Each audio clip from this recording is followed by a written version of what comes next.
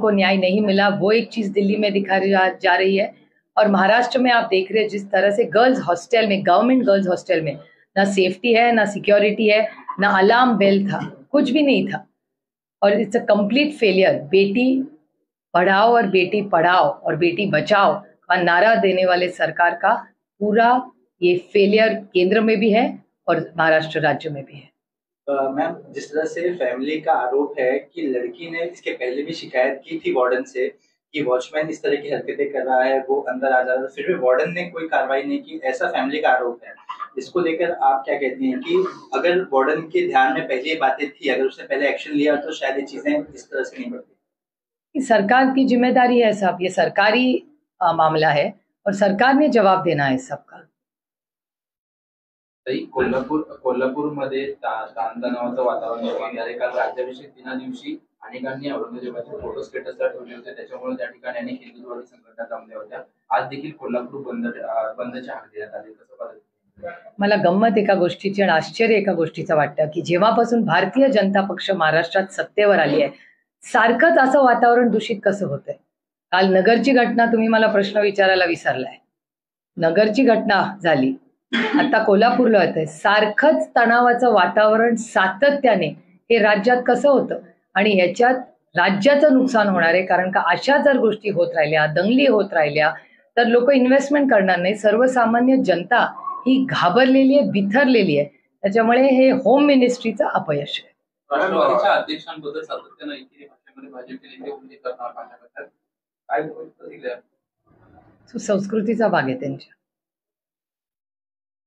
Once again, this kind of incident that has taken place in Mumbai has again raised questions on women's security. It's a complete failure of government of India or government of Maharashtra. They have failed in Delhi with our wrestlers issue as well as in Maharashtra. I can't understand in this year of technology, why were there no alarm bells? Why were there no cameras in such places? And it's a complete failure. You see, even the state in Maharashtra, what happened in Nagar yesterday, what happened in Kolhapur today. It's a complete failure of the Home Ministry in Maharashtra. But there are allegations by father that repeated complaints were made against the watchman, against the administration also, but were not taken into seriously. Yeah, so government has to own up and have an inquiry, and the guilty should be punished, obviously. And as per the wrestlers issue is concerned, today Anurag Thakur will be meeting all the three wrestlers, and again there will be some kind of consensus to follow up the protest. Steps are being taken. How do you look at that? देर आए दुरुस्त आए। महाराष्ट्र में एक धर्म परिवर्तन को लेकर भी बात सामने आ रही है। थाने के मुंद्रा का एक आरोपी सामने बताया जा रहा है कि वो ऑनलाइन गेम के जरिए धर्म में परिवर्तन करता था लोगों का। इस पूरे मामले को आप कैसे देखते हैं? I look at it as a complete failure of the Home Ministry. ये चीजें जो हो रही है, they are under the jurisdiction of Home Ministry. So what is the Home Ministry doing? आमदार भारत भारतीचे चिरंजीव आहेत, ते केसीआर यांच्या संपर्कात असल्याची माहिती मिळते, किंवा तेलंगणाला ते रवाना झालेले आहेत। हो, प्राइवेट प्लेनचे फोटो आलेत। मेरे सवाल ये है कि देवेंद्र फडणवीस प्रेस कॉन्फ्रेंस में कहते हैं कि जिस तरह से कोल्हापुर और संगमनेर हो, वहाँ तनाव की स्थिति है, औरंगजेब को लेकर कुछ युवा सामने आते हैं और आपत्तिजनक अगर वो वहाँ पे पोस्टर्स या स्टेटस लगाते हैं, उसके पीछे कहीं ना कहीं जिस तरीके से बीते कुछ दिनों में विरोधी पक्ष की तरफ से कहा जा रहा था कि कोल्हापुर में दंगे हो सकते हैं, इसके जो स्टेटमेंट्स आ रहे हैं, इसकी भी जांच हम करेंगे और कहीं से भी किसी भी तरह से औरंगजेब का उदात्तीकरण हम बर्दाश्त नहीं करेंगे। इसकी भी जांच होगी कि इसके पीछे कोई पार्टी है क्या? मेरे ख्याल से होम मिनिस्ट्री का एक इंटेलिजेंस सोर्स होता है और intelligence reports into the home ministry itself directly at the top. तो ऑब्वियसली इसमें कुछ गड़बड़ हो रही है ना। इनका इंटेलिजेंस क्या कहिए जा रहा है? कितनी चीजें, मैं आपको 10 चीजें बता सकती हूँ which the intelligence had warned government of Maharashtra and the home ministry has done nothing. It's a failure of the ministry. You can't blame other people and political parties for it. It's high time the ministry owns up to something that they should own up to. Hindi में ये क्यों ये बार-बार ये विरोधी पक्ष इसका उंगली उठाई जा रही है? क्योंकि खुद की जिम्मेदारी से भाग रही है होम मिनिस्ट्री। वो ओनरशिप नहीं ले रही है।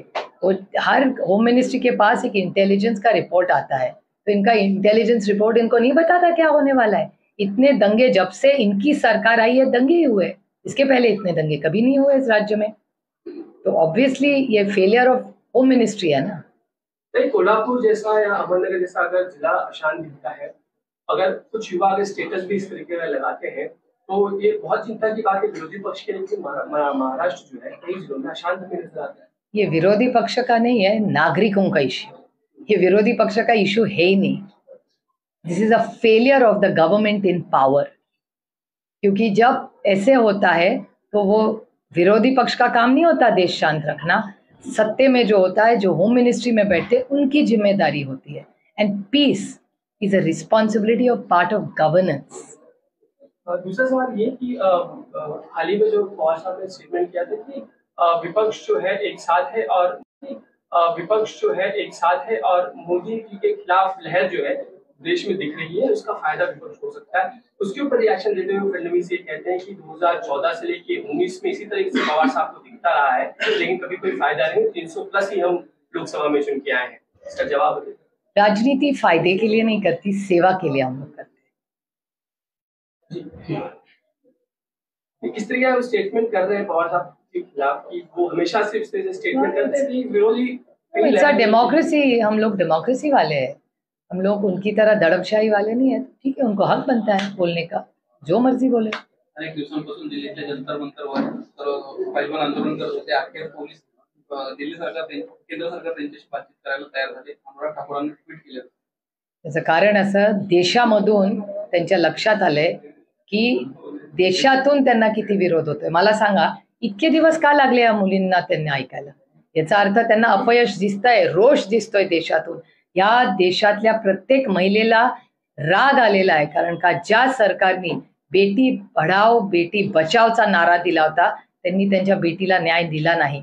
आणि देशातून काश्मीरपासून कन्याकुमारीपर्यंत भारतीय जनता पक्षाच्या लक्षात आलं की द्वेष आणि राग त्यांच्या सरकारच्या विरोधात येतोय, कारण या मुलींवरचा अन्याय भारतीय जनता पक्ष करत होती। म्हणून शेवटी त्यांनी आता देर आहे दुरुस्त आहे त्यात आलेत, कारण का त्यांच्या लक्षात आलंय की भारतीय जनता पक्षाकडून मोठी चूक झालेली आहे आणि त्याला जबाबदार फक्त भारतीय जनता पक्ष आणि त्यांचं सरकार आहे। मैम, अनुराग ठाकुर आज मिलने जा रहे हैं रेसलर से। बहुत दिनों के बाद, कई दिनों से दिल्ली में उनका प्रोटेस्ट चल रहा था। देर आहे दुरुस्त आहे, सेम क्वेश्चन। हिंदी देर आहे दुरुस्त आहे, हिंदी आई थिंक। मराठी में आपने कल लंबा ठीक I've said what I needed to say. That's it? Okay. Thank you. समोर आलाय आणि धक्कादायक बातमी थोडी घटना केली, त्यानंतर त्याने आत्महत्या देखील केली। मंत्रालयाच्या अगदी जवळची ही घटना आहे। अतिशय दुर्दैवी ही घटना आहे। त्याची एकतर महिलांची सुरक्षिततेबद्दल ना केंद्र सरकार सिरियस आहे ना महाराष्ट्र सरकार सिरियस आहे। आणि मला वाटतं जिथे महिलांचं हॉस्टेल आहे तिथे कॅमेरे, चांगली लॉकिंग सिस्टम, मुलींची सुरक्षितता याला प्राधान्य दिलंच पाहिजे। आणि त्याच्यामुळे अर्थातच सातत्याने मुलींच्या किंवा महिलांच्या विरोधात त्या घटना किंवा केंद्र आणि महाराष्ट्र सरकारचा जो अप्रोच आहे त्याच्यात ते फारसे ह्याबद्दल सिरियस दिसत नाहीत, हे दुर्दैवी आहे। आणि आता ज्यांनी कृती केली आहे त्यांनी सुसाईड केलंय।